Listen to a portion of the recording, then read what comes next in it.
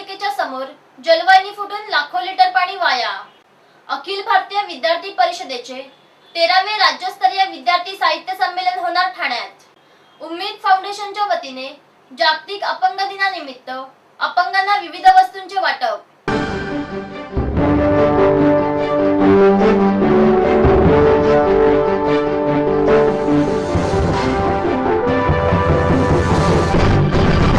विविध मागण्यांसाठी आदिवासी विद्यार्थ्यांनी ठाण्यातील एकात्मिक आदिवासी विकास कार्यालयावर मोर्चा काढला होता। आदिवासी विकास विभागाच्या अंतर्गत येणाऱ्या शासकीय वसतिगृहातील शेकडो आदिवासी मुला-मुलींना विविध शैक्षणिक योजनांपासून वंचित राहावे लागत आहे। दरवर्षी शैक्षणिक वर्ष संपले तरी या विद्यार्थ्यांना शिष्यवृत्ती मिळत नाही। तसेच शैक्षणिक वर्ष संपत आले तरी शिष्यवृत्ती फॉर्म भरले जात नाहीत। त्यामुळे महाविद्यालय या आदिवासी विद्यार्थ्यांकडून पूर्ण फी वसूल करत आहे। तसेच पूर्ण फी दिली नसल्यास या विद्यार्थ्यांना परीक्षेलाही बसू देत नाहीत। तसेच या वसतिगृहातील विद्यार्थ्यांना शासनाच्या नियमानुसार जेवण दिले जात नाही। तसेच या वसतिगृहातील आहाराचा ठेका ज्या ठेकेदाराला दिलेला आहे तो ठेकेदार आहारामध्ये निकृष्ट दर्जाच्या पदार्थांचा वापर करत असल्याचा आरोप देखील या विद्यार्थ्यांनी केला आहे। तसेच उच्च शिक्षणासाठीची पुस्तके इतकी महागडी असतात की या पुस्तकांची किंमत बघताच मुलांना घाम फुटतो व शिक्षण शाखेच्या अनुसार शैक्षणिक साहित्यांची मंजुरी असून देखील या विद्यार्थ्यांना शैक्षणिक साहित्यांपासून वंचित राहावे लागत आहे। वसतिगृहातील मुला-मुलींसाठी सायकलची योजना असताना देखील या मुला-मुलींना सायकलींचे वाटप न झाल्यामुळे या वसतिगृहातील मुला-मुलींना 4 ते 5 किलोमीटर पायी प्रवास करावा लागतो। ह्या व इतर प्रलंबित मागण्यांसाठी वसतिगृहातील आदिवासी विद्यार्थ्यांनी ठाण्याच्या आदिवासी एकात्मिक विकास कार्यालयावर मोर्चा काढला होता। मोर्चा आदिवासी विद्यार्थी व त्यांच्या मिळणाऱ्या योजनांवर केली जाणारी लूटमार व त्यांच्यावरील अत्याचार थांबवण्यासाठी हा ठाणे एटीसी अंतर्गत असलेल्या 123 वसतिगृहांच्या वतीने हा मोर्चा आणण्यात आलेला आहे। आमच्यावर जो चालू असलेला अन्याय आणि ज्या जी-आर मध्ये मंजुरी असलेल्या योजना आम्हाला कसल्याच प्रकारच्या मिळत नाहीत, त्या योजना आमच्या ज्या आहेत हे तुम्हाला मी सांगतो। शैक्षणिक शिष्यवृत्ती विषयी आजपर्यंत 2 ते 3 वर्षापासून आम्हाला शैक्षणिक शिष्यवृत्ती भेटत नाही। ज्या ऑनलाईन योजना आहेत इतर डिपार्टमेंटच्या त्या ऑनलाईन योजना चालू शकतात, तर आमच्या आदिवासी डिपार्टमेंटच्या का नाही? याच्यासाठी यांच्याकडे पैसे नाही आहेत का? तर भोजनाविषयी आमच्या ज्या अडचणी आहेत त्याविषयी या डिपार्टमेंटकडे पैसा नाही आहे, त्या सुधारण्यासाठी यांच्याकडे पैसा नाही आहे। पिण्याच्या पाण्याविषयी आमच्या हॉस्टेलमध्ये वसतिगृहामध्ये एकदम पाण्याची जे पिण्याच्या सुविधा आहेत एकदम गलिच्छ आहेत, ज्यामध्ये त्यांच्याकडे योजना आहेत, वॉटर कूलर आहे, फिल्टर आहेत, त्याच्यानंतर पाणी तपासणी होत नाही। या कुठल्याच गरजा आम्हाला त्या दिल्या जात नाहीत। या देण्यासाठी यांच्याकडे पैसे नाही आहेत का? हा सवाल आज आम्हाला त्यांना विचारायचा आहे। ठाणे महानगरपालिका हद्दीत घर घेताय का? मग ते अनधिकृत तर नाही ना? याची खातर जमा करा। अनधिकृत घर घेणं हा विकणाऱ्यासोबत विकत घेणारा देखील तितकाच दोषी असतो। तेव्हा घराची डोळस खरेदी करा। आपली कुठे फसवणूक तर होत नाही ना? यासाठी ठाणे महानगरपालिका मुख्यालयातील 4थ्या मजल्यावरील बांधकाम विभागात घराचा सर्वे नंबर, टिक्का नंबर याची खातर जमा करा। घराचं स्वप्न अवश्य करूया साकार, पण अनधिकृत घराचा नका करू कधीही विचार। अधिकृत घर म्हणजे उद्याची देखील निश्चिंती। अनधिकृत घराचे दार म्हणजे डोक्यावर कधीही तोडण्याची टांगती तलवार। जगणं तुमचं होऊ दे सुरेल गाणं, स्वच्छ सुंदर आणि अधिकृत घरांचं हजर ठाणं। ठाणे महापालिकेतर्फे जनहितार्थ प्रसारित। कळवा परिसरात बालविवाहाचा डाव पोलिसांनी उधळला आहे। शिकण्याच्या वयात पित्याने तिला भोवल्यावर चढवण्याचा घाट घातला, पण ठाणे पोलिसांच्या चाइल्ड प्रोटेक्शन युनिटने थेट लग्न मंडपातच छापा मारून अल्पवयीन वधूची सुटका केली।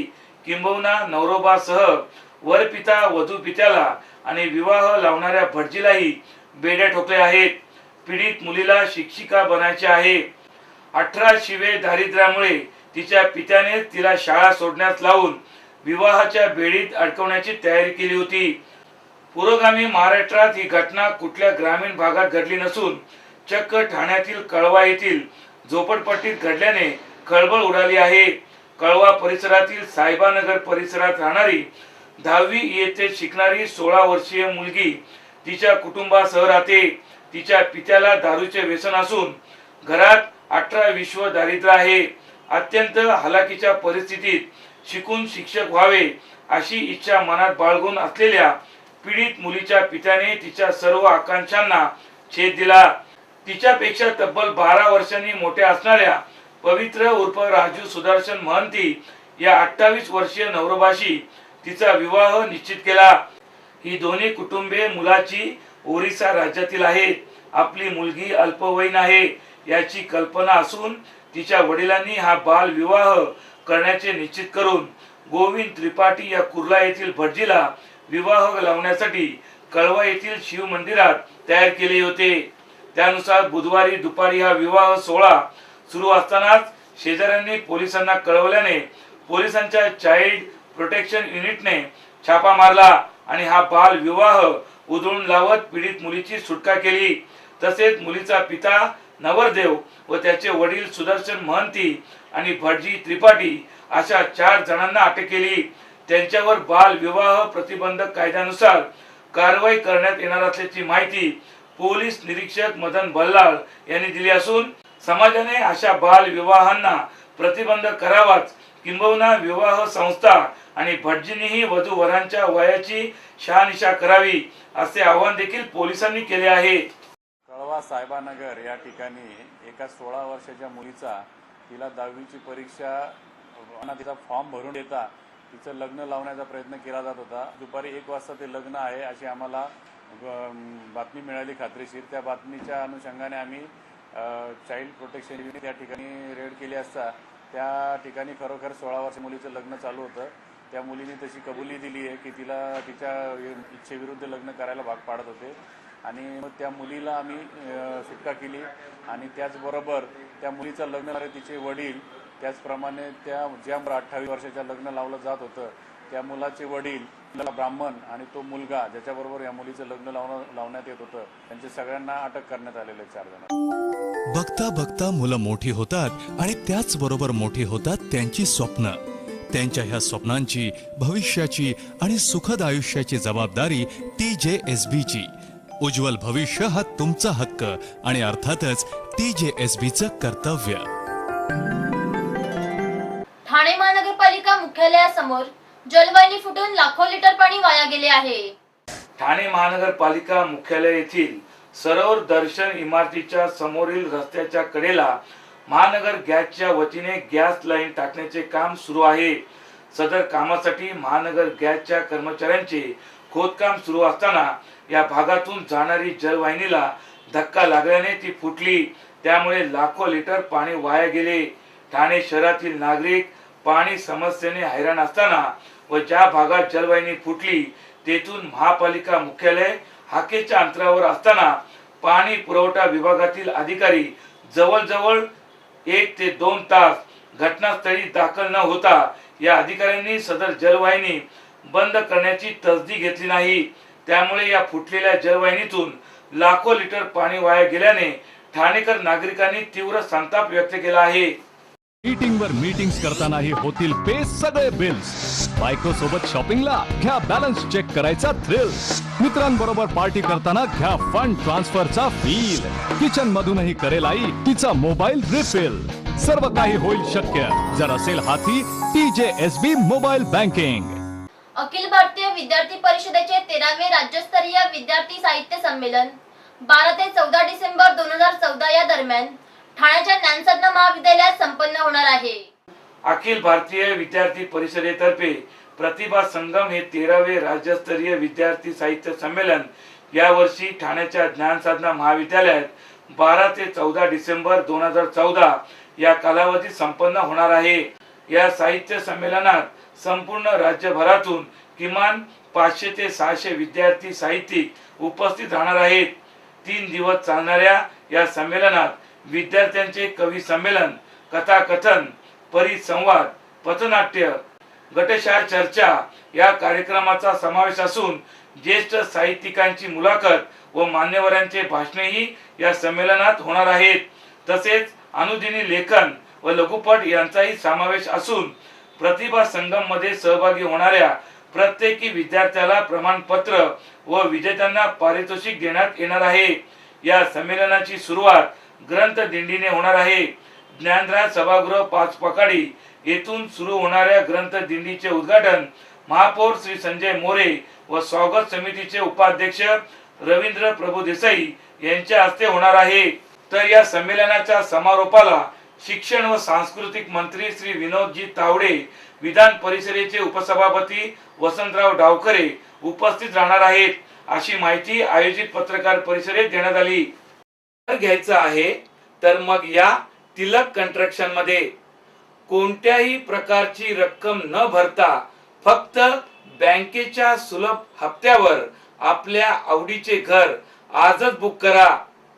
तिलक कंस्ट्रक्शनचे शहापूर, अकलोली, अंबाडी, आसनगाव या ठिकाणी गृह प्रकल्प सुरू आहेत. तर मग वाट कसली बघताय? आपल्या मनपसंत घराची निवड करण्यासाठी आजच भेट द्या तिलक कंस्ट्रक्शन. संपर्क 9987386997 अथवा 9664557979. उम्मीद फाउंडेशनच्या वतीने जागतिक अपंग दिनानिमित्त अपंगांना विविध वस्तूंचे वाटप करण्यात आले आहे. उम्मीद फाउंडेशन ही संस्था गेल्या 4 वर्षापासून जागतिक अपंग दिवस साजरा करत आहे. या वर्षीही या संस्थेच्या वतीने जागतिक अपंग दिनाचे आयोजन ठाण्याच्या गडकरी रंगायतन येथे करण्यात आले होते. सदर संस्था अपंगांसाठी विविध उपक्रम राबवित असून या कार्यक्रमात गरीब व गरजू अपंगांना व्हीलचेअर व सायकलिंगचे वाटप करण्यात आले. यावेळी विधानसभा विरोधी पक्षनेते एकनाथ शिंदे, महापौर संजय मोरे, खासदार राजन विचारे, उपमहापौर राजेंद्र साप्ते, फिल्मी अभिनेता कादर खान यांच्यासह उम्मीद फाउंडेशनचे पदाधिकारी व कार्यकर्ते मोठ्या संख्येने उपस्थित होते.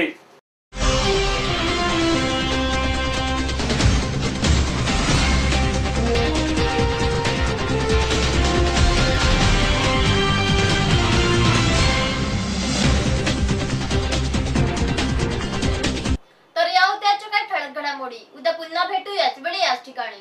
ठाणे दर्पण या वृत्तवाहिनीचे प्रसारण ठाणे शहराबरोबरच ठाणे जिल्ह्यातही होत असते. तरी आपल्या काही समस्या अथवा सूचना असल्यास आमच्या या पत्त्यावर संपर्क साधा. आमचा पत्ता पुढील प्रमाणे.